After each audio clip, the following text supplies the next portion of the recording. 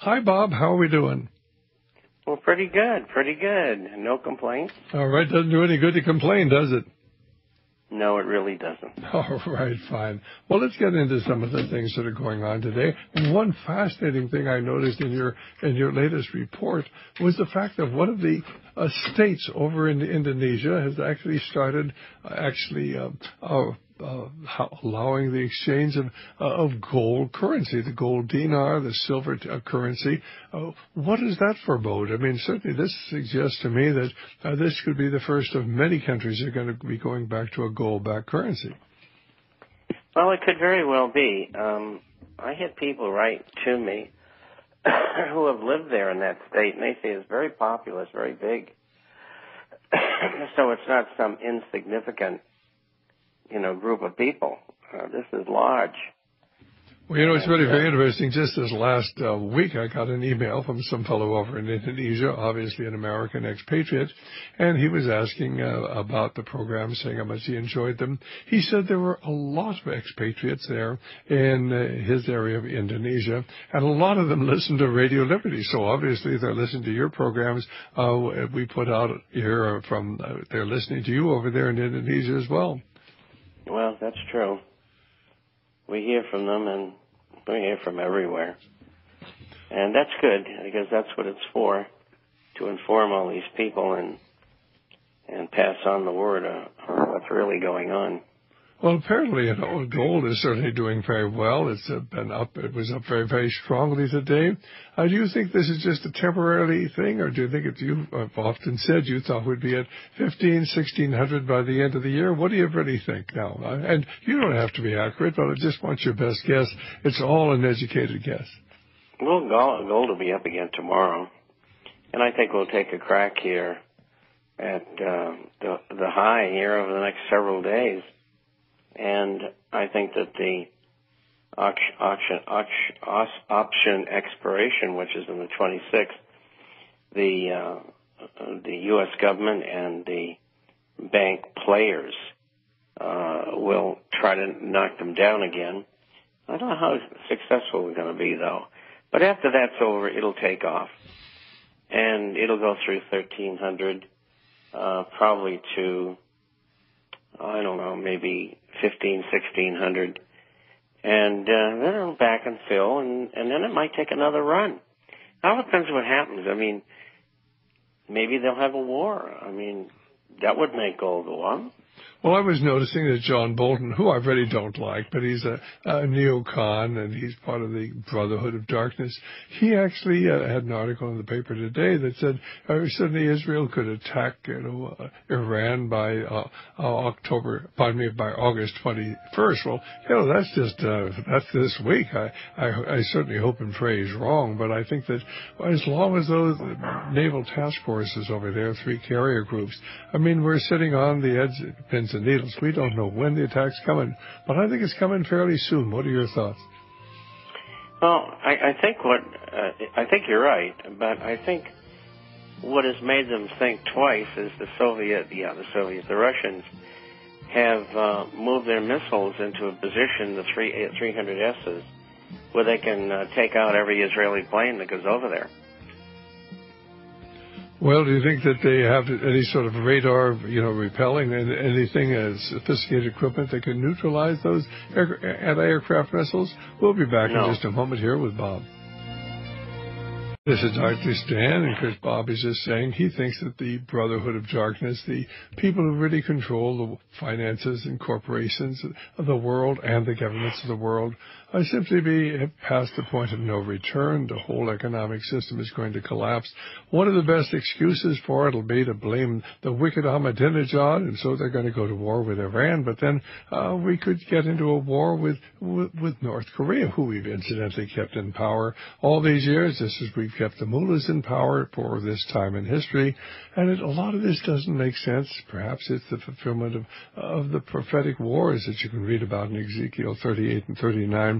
Be that as it may, we're moving into what I believe are very, very difficult times, and I believe that the war with Iran is coming. How soon, I don't know, but everything is in place. The carriers are there. Certainly the Arab countries, the Sunni Arab countries are on board and actually have given Israel the right to overfly the northern part of Saudi Arabia where they moved forward in their coming attack on Iran. So we're in very, very difficult and dangerous times. Well, certainly, Bob, as far as the market is concerned, I mean, we're hearing, that, things are beginning to pick up a little bit, certainly.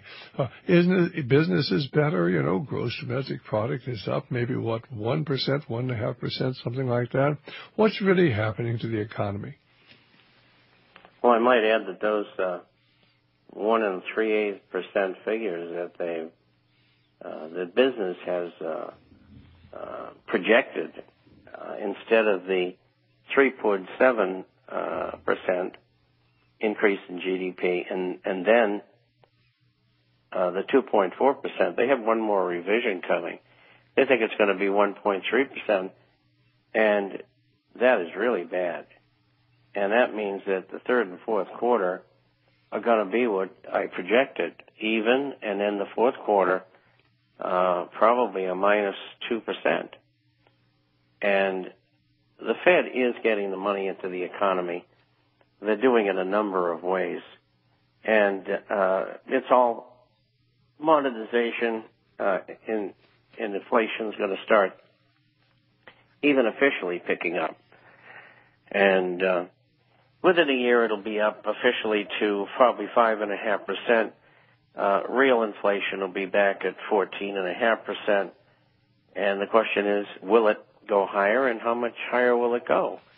Well, at the same time, you're going to have a depression. You're not going to have any improvement to speak of. Well, certainly they're not hiring a lot of people. More and more people are losing their jobs every month now. Even government employees, especially here in California, are losing their jobs. The Senate actually authorized the expenditure of $26 billion to give to the states to try to stop all these people losing their jobs, teachers, other government employees. But the $26 billion doesn't go very far when you've got California with a superficial deficit of $20 billion, and certainly those who've analyzed it say it's more than $40 billion this year, and I think we're only going to get, maybe $750 million. That's not going to go a long way towards solving our problem, and it's not going to solve the problems all across the country. It looks to me more like window dressing, like frosting on the cake, but they're not going to be able to stop people from losing their jobs because the states don't have the income, because people are losing their jobs. They're not paying taxes. The value of the homes is going down. The value of the sale tax is going down, and a lot of people are having a lot of problems out there. What are your thoughts? Well, exactly the same as yours, and I think it's going to get a lot worse. I mean, even with this spending, we might get to 20% unemployment from 22 and 3/8. It's 21.5% right now.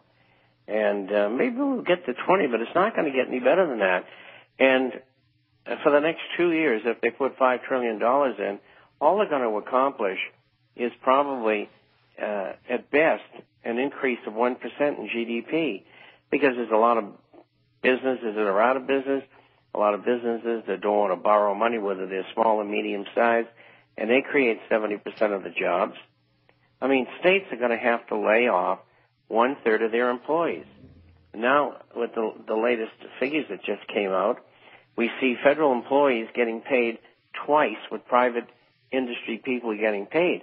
This is insanity. Well, not only that, but the way to treat that is to cut their salaries by 50%.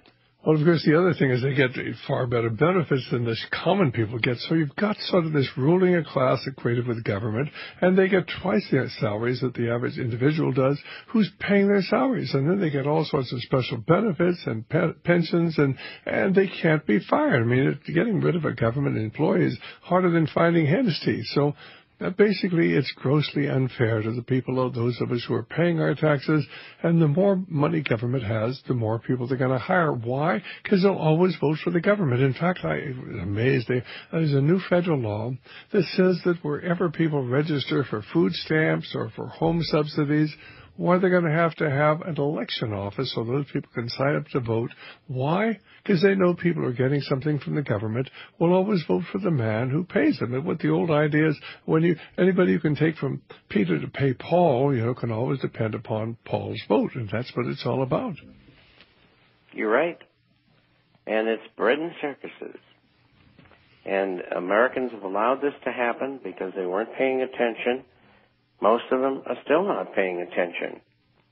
And if they don't throw most of these people out of office this November, there's going to be a long line of people leaving the country who understand what's going on. There already is a long line, but it's going to get bigger. Well, we see a long line of people leaving California. A lot of the major businesses here, Oracle and a lot of the electronic businesses and other companies are just pulling up out of California simply because of the tax structure here and all of these incredible regulations. But they've got some new sort of a law that, anybody who pays anybody more than $600, you buy something for more than $600, you got to fill out this form for the government. You pay something, for somebody $600, you buy something $600, everybody's going to have to send in all these forms. Do you think anybody's ever going to look at them? Well, first of all, I don't think the people are going to fill the forms out. I just don't think they'll do it, most of them. And there'll be a big underground economy. I mean, government is stupid. They do things that there's always a loophole. And I can promise you, if you want to buy something that is more than $600, you tell the people who are the sellers, look, I ain't filling anything out. I'm going to pay you cash. If you don't want it, I'll go to somebody else. And that's what's going to happen. And a big black market will spring up. Well, I think there's no way they can stop it. I think people are going to get sick and tired of government passing new laws all the time. Certainly the energy laws are pretty... But, Stan, what are they going to do about it? They can't do anything because they've been legislatively emasculated. And if we get the same cast of characters back there in there again, you're going to get the same thing. There's no way out for the people. Well, of course, Bob, they can terrorize the people. They can take somebody who doesn't fill out one of those forms and send them to prison for 30 years, and you say that's absurd. But a lot of things happen. A lot of people go to prison for 30 years, far more than you get probably for most murders or rape. And they will send them there because they didn't fill a form out correctly. And they rule by terror. And unfortunately, most people, the one thing that will frighten anybody and ruin their day is to get a letter from the IRS saying they're going to be audited, even if they paid their money, they've been totally honest. There's fear. And what the government does is to strike fear in people's hearts. They'll indict them with 59 different charges. They can send them to jail for 500 years. And then, of course, they will simply impoverish them by charging them again and again. And if they don't get them the second time, they'll go after them the third time, like they did with Dr. Baczynski down in Texas. His crime, he had a treatment for cancer, and we'll be doing a series of that again. Dr. Baczynski had an effective treatment for cancer, and the government wanted to destroy him, and it cost them, well over $1 million to defend him against the repeated attacks by the Federal Drug Administration that was trying to steal his patent and give it to one of their friends. So this is the sort of thing that happens. But what would you expect when the country's turned against God? You've taken God out of our schools and the Bible out of our schools and prayer out of our schools and the Ten Commandments out of our schools, and we've indoctrinated our judges. They can do whatever they want to because they're not answerable to anybody. Isn't it a shame that people don't have a fear of God anymore? Well, you're right, and it's universal. And I guess the only thing that's going to bring them back is terrible times. And if they start doing what you're talking about on a wholesale basis with people not filling out forms or whatever the excuse, they're going to have a revolution. And I don't think the military is going to go along with the government.